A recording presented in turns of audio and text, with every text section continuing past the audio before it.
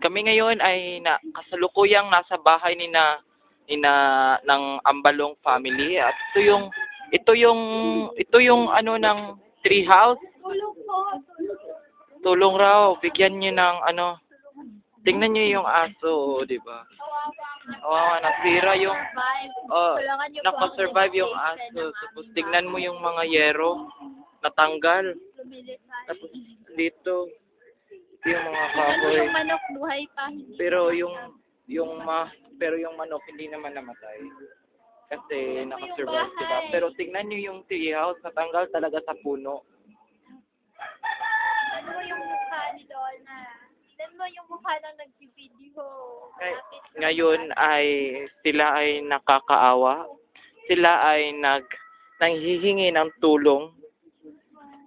tulong sapagkat ang treehouse nila ay nagiba. Tignan mo yung asong kawawa yung aso. Wasi, halika nga dito, Wasi. Aray ko.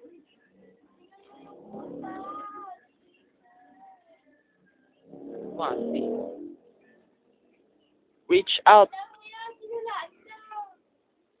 Sinira niyo yung bahay mo, Wasi. Meron bang punta dito?